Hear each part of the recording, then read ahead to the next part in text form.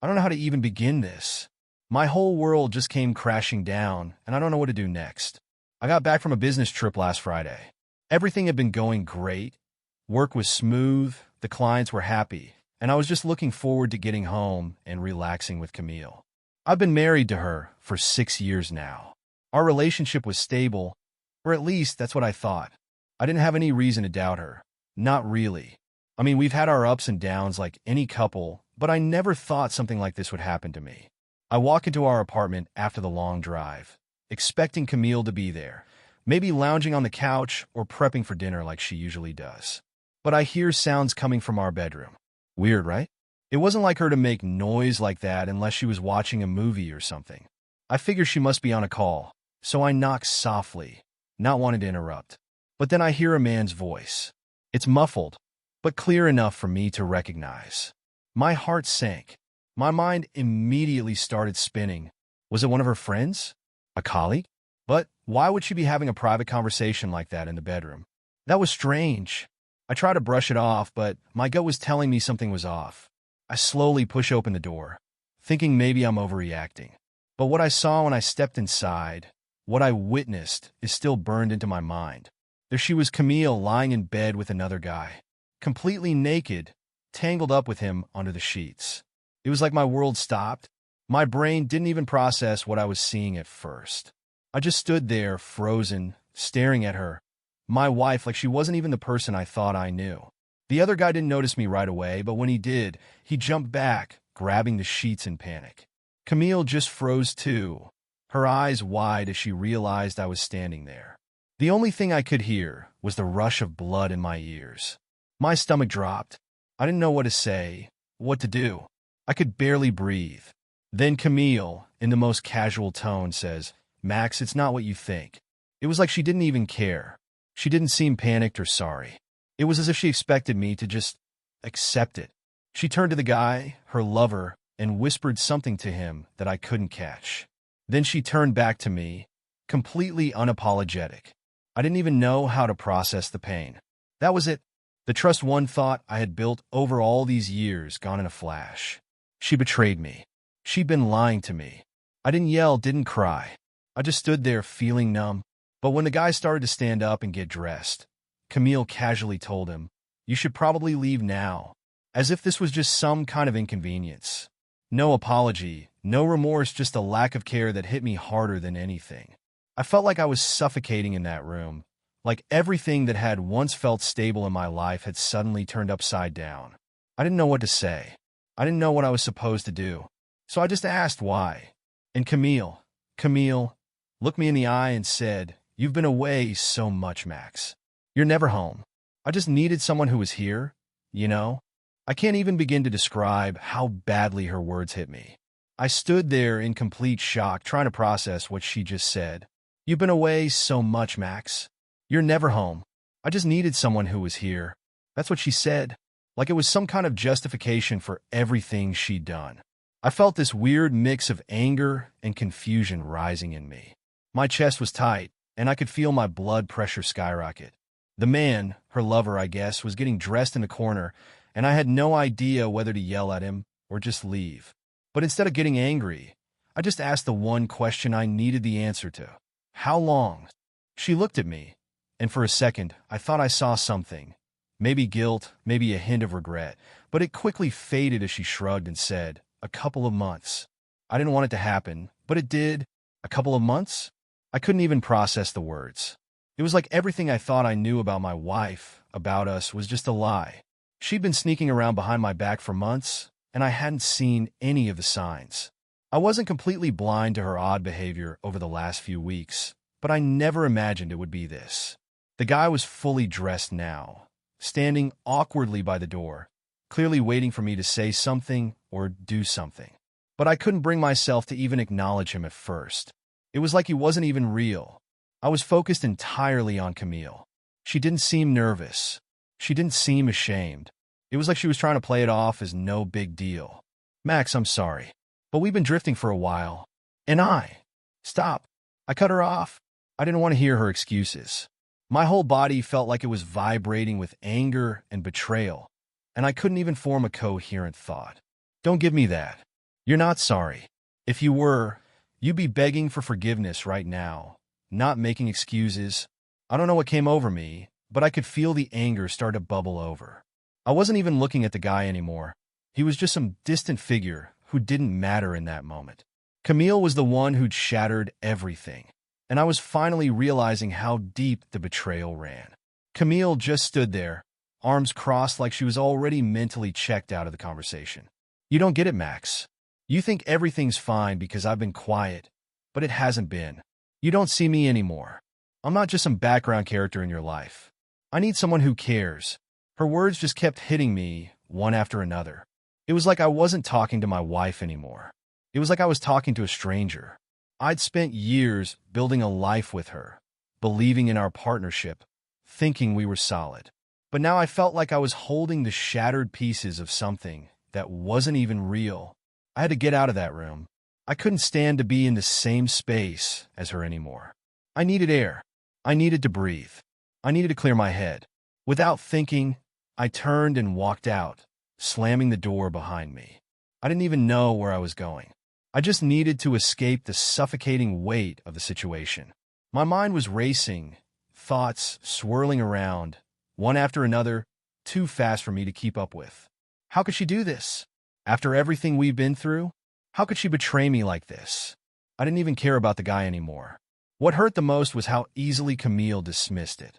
Like it was some inconvenience she'd gotten caught in, but not a huge betrayal of everything we built. I ended up outside, just pacing the parking lot in front of our building. I was on autopilot. I didn't know what I was doing, but I couldn't go back in there. Not yet. And then I realized something. It wasn't just the affair that hurt me. It was how much she lied, how she'd been hiding this from me for so long, how little she seemed to care about it. The more I thought about it, the more furious I became. I pulled out my phone almost without thinking. I scrolled through my messages, looking for anyone I could talk to. I had friends, sure, but who could I really turn to? My mind was so scattered I couldn't focus long enough to even type a coherent text. But that's when I remembered something that made my stomach churn even more. Camille's behavior had been off for weeks before I left for the business trip. She'd been distant, barely talking to me, avoiding any serious conversations. I'd chalked it up to her just being stressed with work. She had her own job, and we'd both been busy. But now it felt like all those moments were just signs I missed. She was pulling away, and I couldn't even see it. I was so angry at myself for not seeing the red flags earlier. How could I have been so blind? At that point, I decided I couldn't just keep it in anymore. I needed to confront her about everything, every little detail.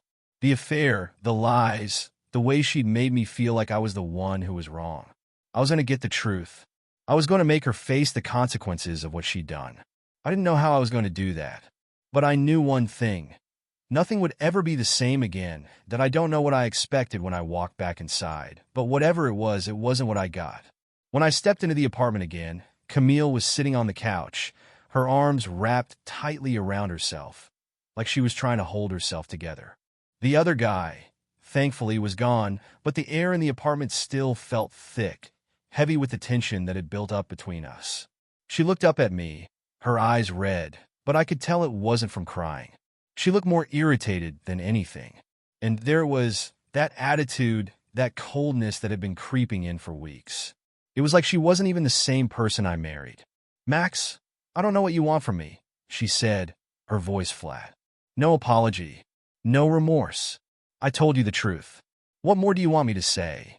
I couldn't believe it. It was like she was dismissing me completely, as if she had no idea how much pain she'd caused, as if the lies meant nothing. I wanted to scream at her. I wanted to throw everything I could get my hands on. But instead, I just took a deep breath, trying to keep my voice steady. I wasn't about to let her make me lose control. "Truth," I repeated, pacing the room. "Is that what you call it? You've been lying to me for months, Camille. You've been lying to me while I was out there working my ass off, thinking everything was fine at home. Do you have any idea how this feels?" How this? I stopped myself. I was losing it, and I couldn't let her see that. "Not yet. You didn't just cheat on me, Camille. You've been acting like everything was normal, while you were living some other life behind my back. And you think that's just okay?" Her eyes narrowed, and she scoffed. "I don't know what you're making this out to be, Max. It wasn't like I planned this. I never wanted to hurt you. It just happened. I told you I was lonely. You were always gone. And he was there. Lonely? That was her excuse?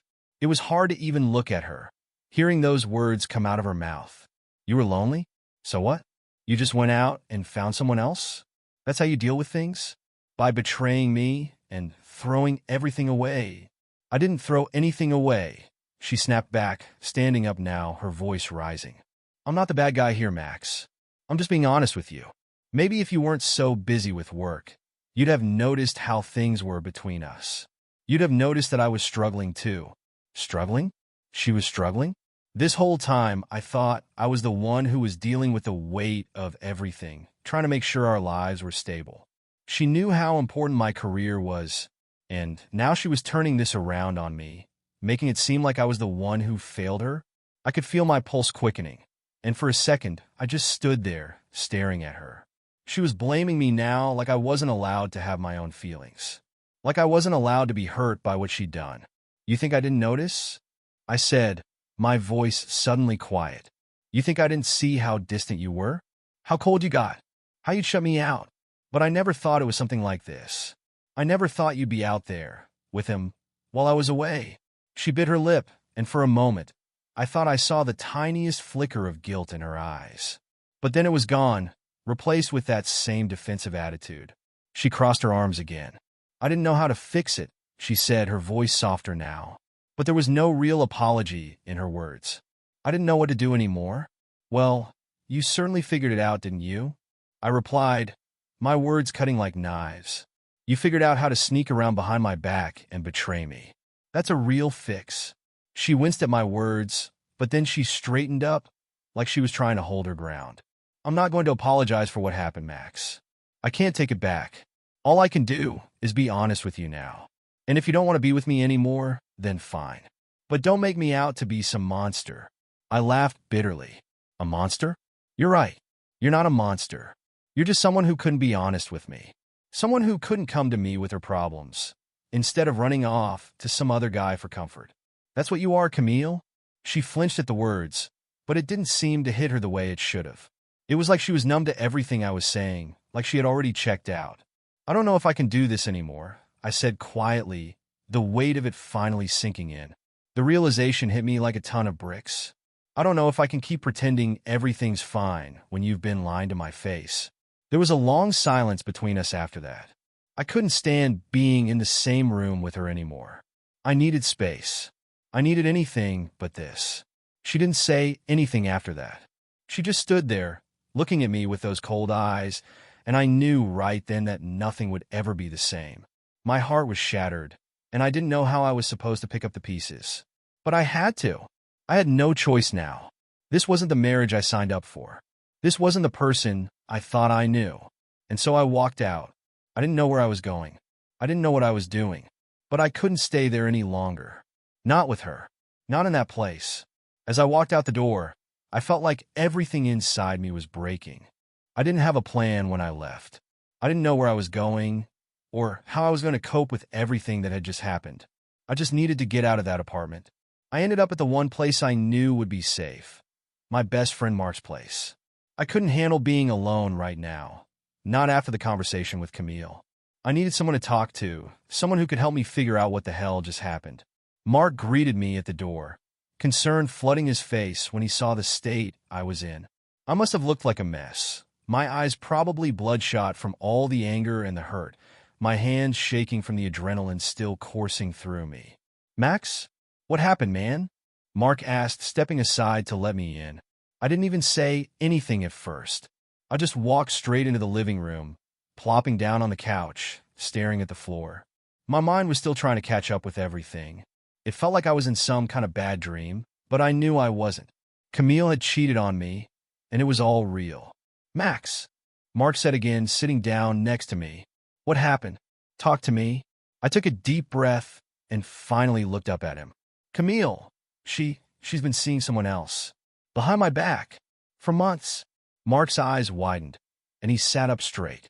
What? No way. Man, I'm so sorry. I had no idea. I mean, I know you two have been going through some stuff, but this...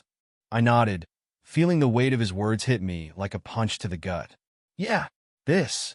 She says it's because I've been away too much, that she's lonely, and I haven't been there for her. So she went and found comfort with some guy. And now, I don't even know who she is anymore. Mark didn't say anything for a moment, just letting the silence hang in the air. I could see the wheels turning in his head as he tried to process everything I was telling him. After what felt like an eternity, he finally spoke. I'm sorry, man. That's brutal. You don't deserve this. Camille doesn't get to do that to you. But you're not in this alone, okay? You've got me. You can stay here as long as you need to. We'll figure this out together. I could feel the lump in my throat forming, but I swallowed it down. I don't even know where to start. I confronted her. I want to know why. How long? How could she do this to me? But she wasn't sorry. She wasn't even guilty. She just explained it away. Blamed me. Said she needed someone who was there for her. Like I didn't give a damn about her, when all I've ever done is try to build a life with her. Mark shook his head, clearly frustrated on my behalf. That's messed up, man. She's trying to twist this onto you? You've been working your ass off for both of you. You're the one who's been out there providing and doing everything you could to keep things going. She doesn't get to just pass the blame like that. I could feel the anger bubbling back up again, and I ran a hand through my hair, trying to push the frustration away. I don't get it, Mark. I thought we had something solid. I thought she was the one. But now I can't even look at her without feeling sick. It's like everything I knew about her was a lie. How do I even deal with this? Mark put a hand on my shoulder, squeezing it tight. You take it one day at a time. You don't need to figure it all out right now. You need to focus on you, man. What you need. This is her mess, not yours. You're allowed to be angry. You're allowed to hurt. But you're also allowed to heal and move on from this. I nodded, the words sinking in. I wasn't sure I was ready to move on. Hell, I wasn't sure I could. But I knew I couldn't stay stuck in this pain forever. What do I do now? I asked, feeling completely lost. I don't even know where to begin. Mark leaned back against the couch, thinking for a moment. Well, first things first, don't let her guilt trip you into taking the blame for this. You didn't cause this. She made her choice. And right now, I think you need some space from her. Don't talk to her for a while. Let yourself process this without all the drama. You need to think about what you want next, and that can't happen if you're caught up in her excuses. I let out a heavy sigh, feeling the weight of his words. He was right. I couldn't keep letting her guilt trip me. I had to take control of this situation, no matter how much it hurt. I'm not sure I can just walk away from her, I said quietly. I thought she was the one.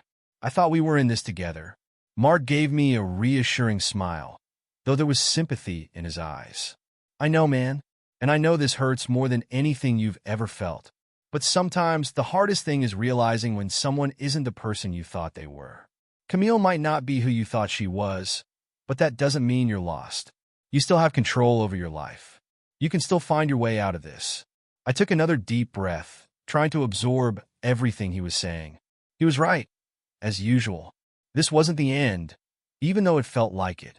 It was just the beginning of something else, something I wasn't sure I was ready for, but I had no choice but to face.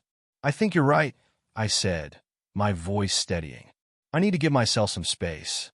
I can't keep living in this mess. Mark nodded, his face softening. Good. Take it one day at a time, Max. And know that I'm here for you. You don't have to figure this all out tonight. Just take care of yourself.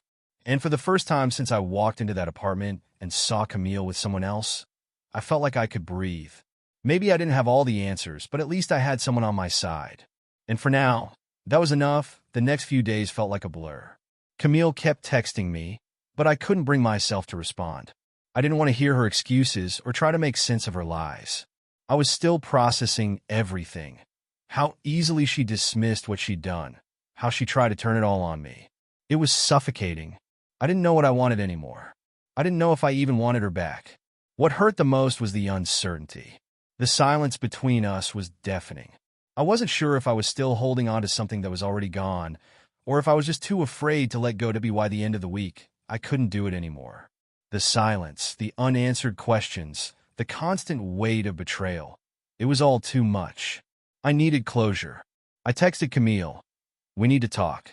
She replied almost instantly, and we agreed to meet at a coffee shop somewhere neutral. I walked in, my stomach in knots. I didn't know what I was going to say or how I was going to get through it. But I knew I couldn't keep living in this limbo. When I saw her sitting at a table, she looked different.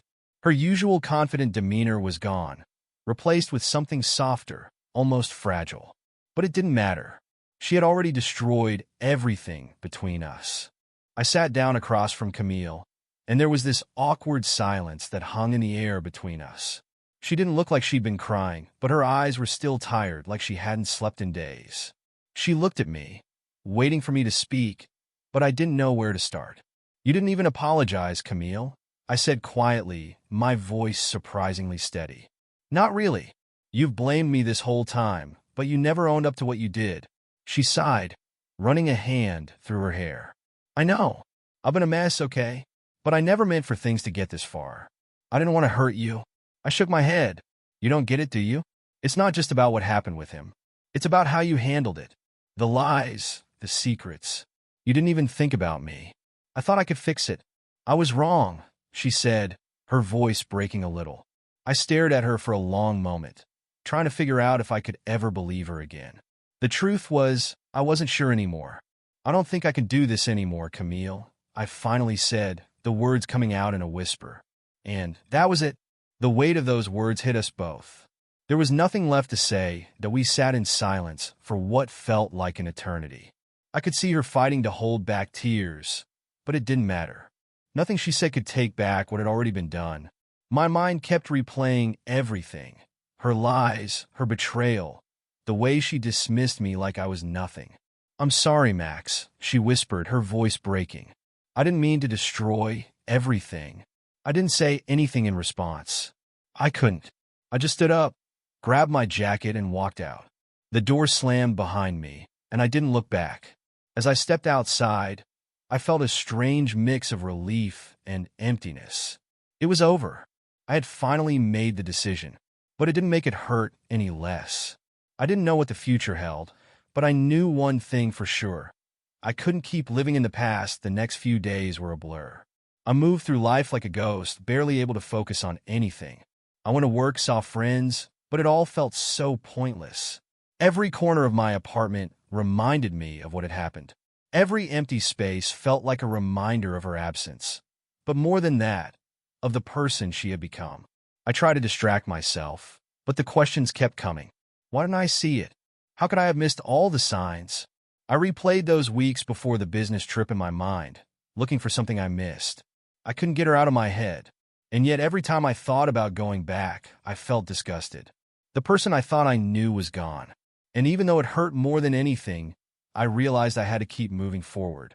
It wasn't easy, but I started packing up her things. I didn't want to hold on to anything from her. I needed to clear the space, clear my mind. I didn't want any more reminders of a life that no longer existed, that I wasn't expecting it, but of course it came. Camille called. It was late, and I'd just gotten home from a long day.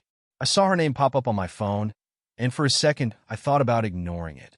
But something made me answer. "Max," she said, her voice soft, almost pleading. "Please, can we talk?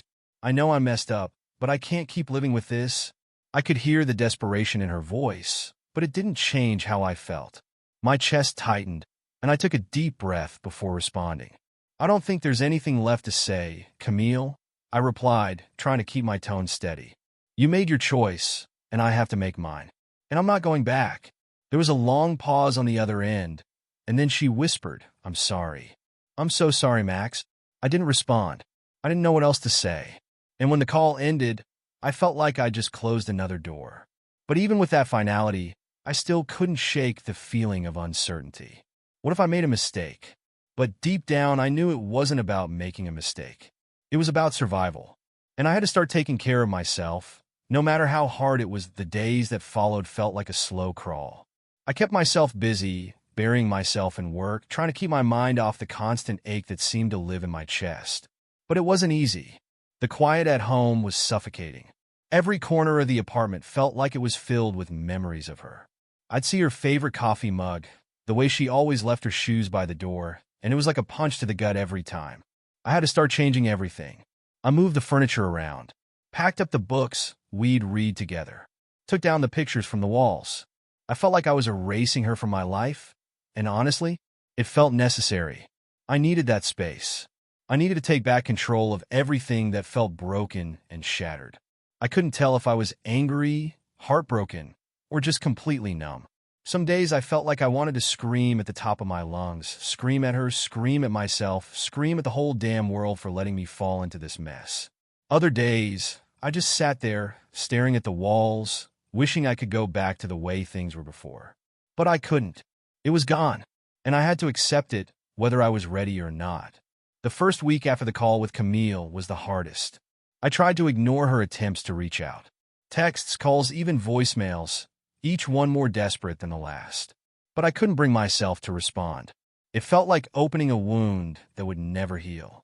I started leaning on my friends more.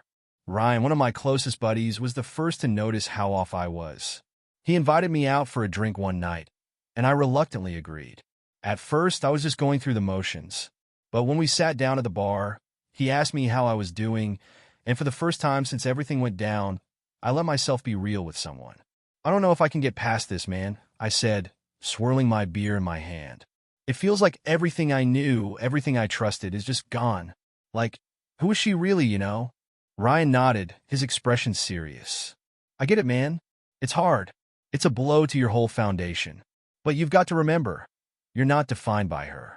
You're still you. You've still got a lot to offer. And you're going to get through this. It'll take time, but you will.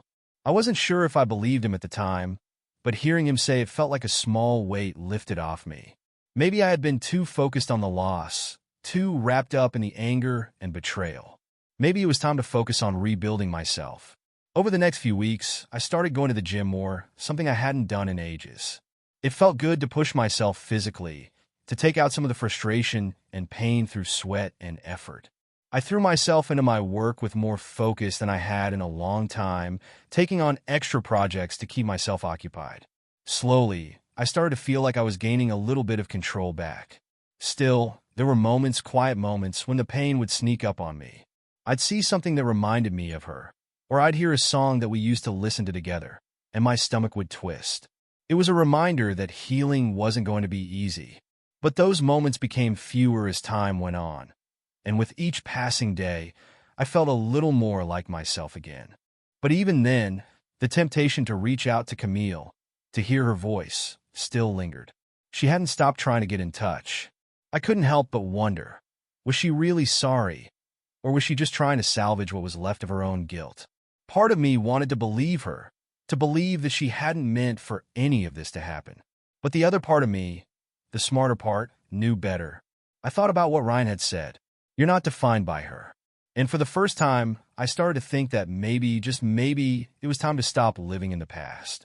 I didn't need her to complete me. I didn't need her to fix me. I had to fix myself. And that's when I realized something else.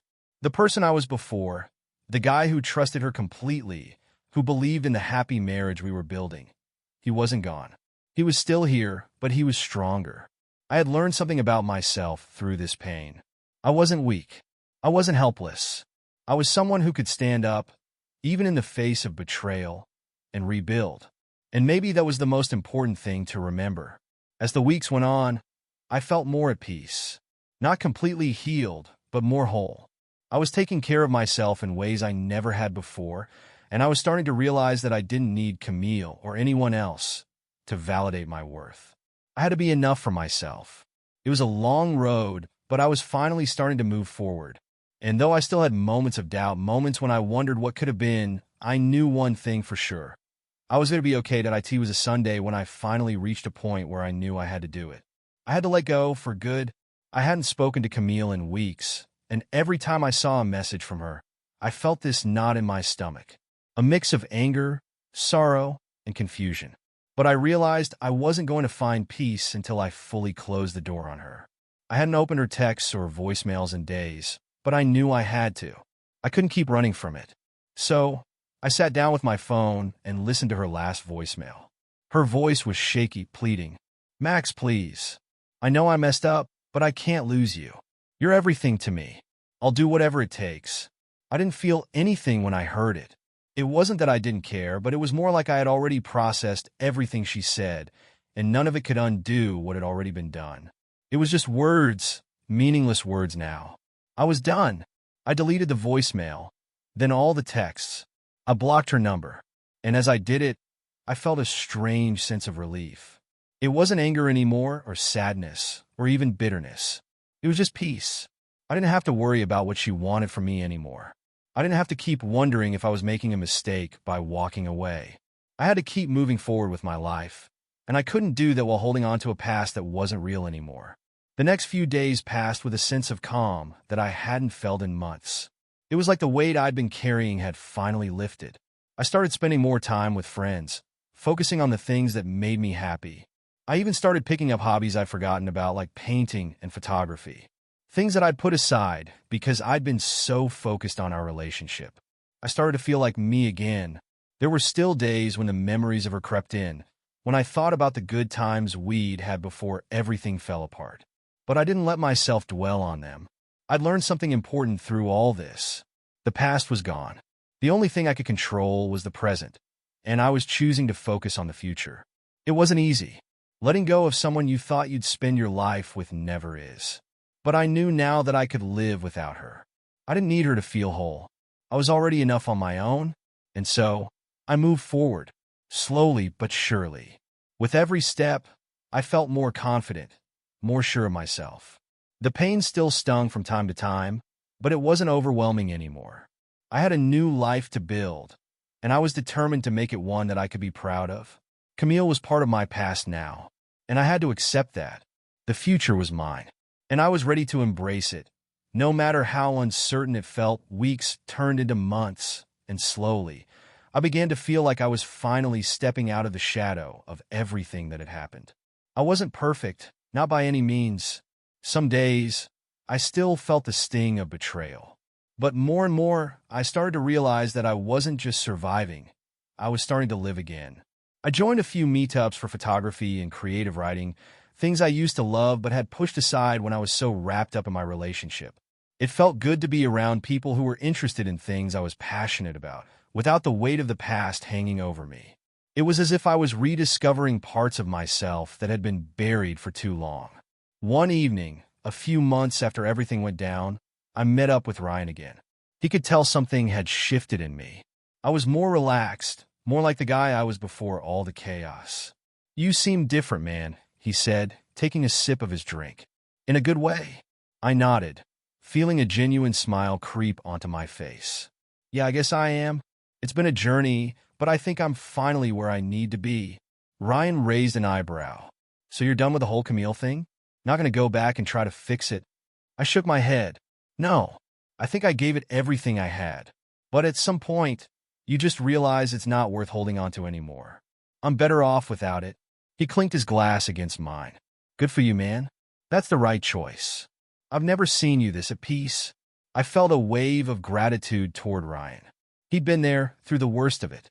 The late-night talks, the drinks to numb the pain, the advice when I couldn't make sense of any of it. But now, I could tell he was proud of me. And for the first time in a long time, I felt proud of myself. I hadn't forgiven Camille. Not yet. Maybe I would someday, but not today. But the truth was, I didn't need her apology anymore. I didn't need closure. What I needed was to be at peace with myself. I had to stop looking for validation in the people who had hurt me. I was enough, just as I was. The next few months were filled with small victories. I landed a new project at work that I was excited about, made new friends, and even started dating again, though slowly. It wasn't that I was looking for a replacement for Camille, but I was learning to trust again, to believe that not everyone would betray me. I didn't rush into anything, though. I took my time, choosing to focus on myself first, building a life that was mine. It was a life I could be proud of, a life that didn't rely on someone else's approval or love. And slowly, I started to realize that I didn't need to keep carrying the weight of my past. I had a future now, and it was mine to create. And so I did, one step at a time. It was strange the way things eventually felt like they had come full circle. I'd spent so long trying to get back to normal, but I finally realized that there was no going back. The person I was before all of this had changed. And while I would never forget the hurt Camille caused me, I began to understand that pain had been a catalyst for something better. I started taking better care of myself, not just physically but mentally. I saw a therapist for a few months, which helped me process everything, especially the feelings of inadequacy and doubt that had crept in after the betrayal. It wasn't an easy decision, but talking things through with someone who didn't have a personal stake in my life helped me see things in a new light. It gave me the clarity I needed to really let go. There were still hard days, of course. Sometimes the loneliness would hit, or I'd catch myself wondering what could have been. But it was different now. I wasn't lost in the what-ifs. I had learned to focus on the present, and for the first time in a long time, I was genuinely excited about the future. One day, I ran into Camille by accident. It was at a coffee shop near my apartment.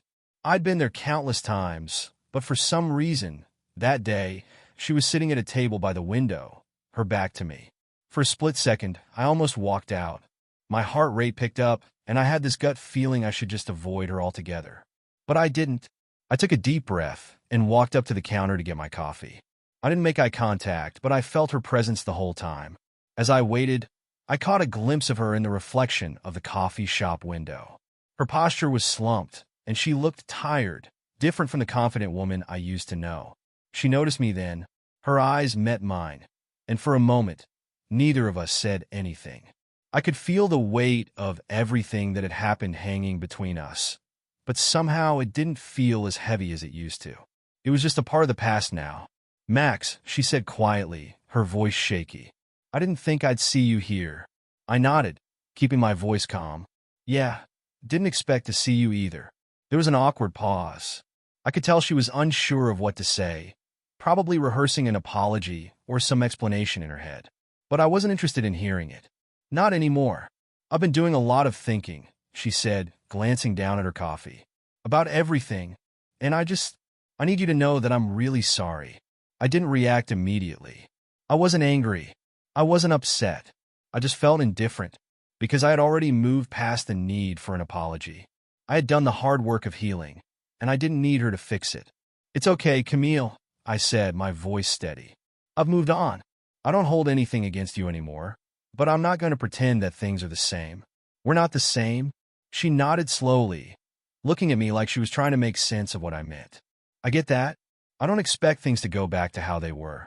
But you were a huge part of my life, Max, and I'll always regret how things ended." "I know," I said softly, "and you should, but it's over, and we both have to move forward." For a second, I could see a hint of tears in her eyes, but she quickly wiped them away. We stood there for a moment in silence, two people who once shared everything, now strangers to each other. But it wasn't painful anymore. It just was. "I hope you find what you're looking for, Camille," I said, my voice finally softening. "You too," she replied quietly. And with that, I turned and walked out of the coffee shop. I didn't look back. I didn't need to. I had already let go, and I was ready for whatever came next. The future felt bright, and I was finally at peace with where I was at. As I walked away from that coffee shop, something inside me shifted. It was like I had finally closed the door, not just on Camille, but on everything that had held me back.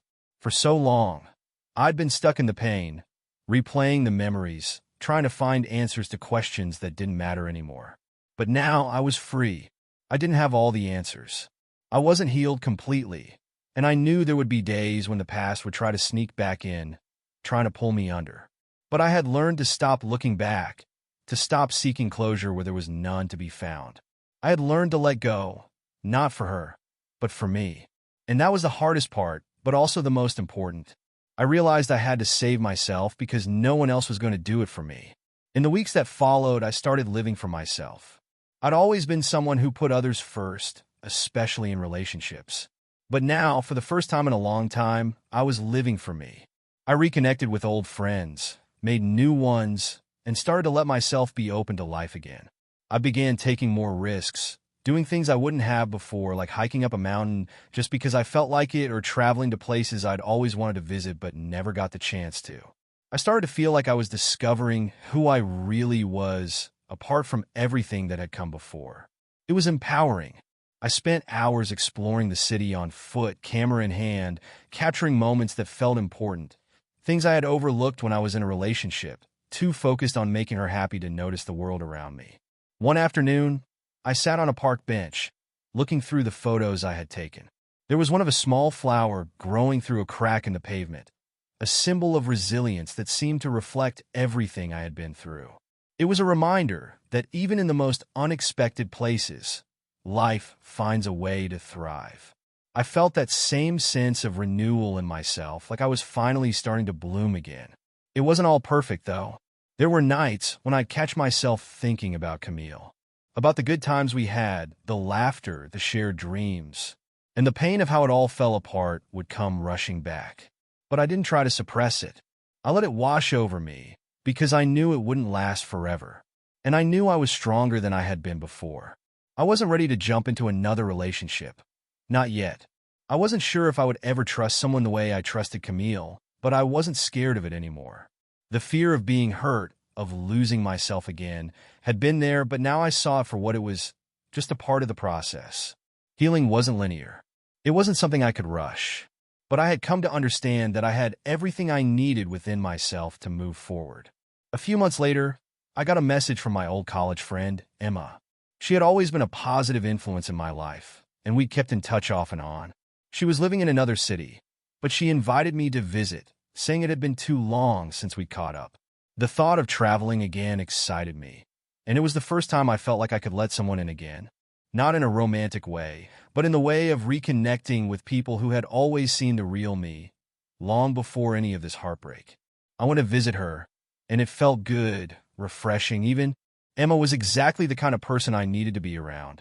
She was warm, understanding, and didn't push me to talk about things I wasn't ready to discuss. She let me just be. And for the first time in a long time, I realized how much I had missed that, just being myself without the weight of expectations or guilt. It was on that trip that I started to feel something shift inside me, a sense of possibility.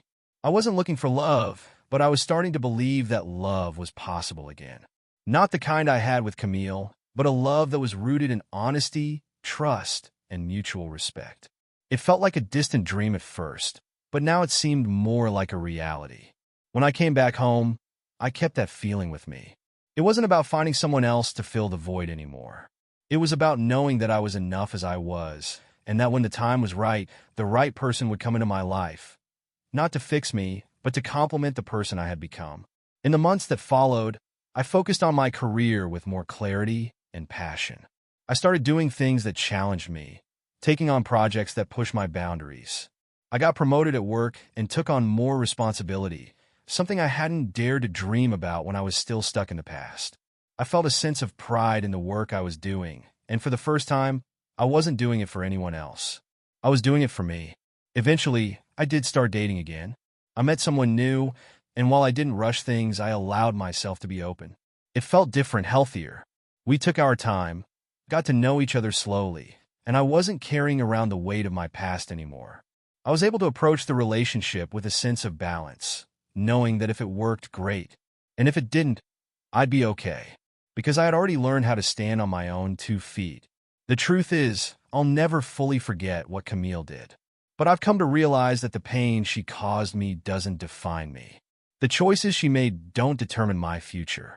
I'm the one who decides who I am and who I want to be. And now, as I look ahead, I feel nothing but hope. The road isn't always easy, and I know there will be bumps along the way. But I'm ready for it.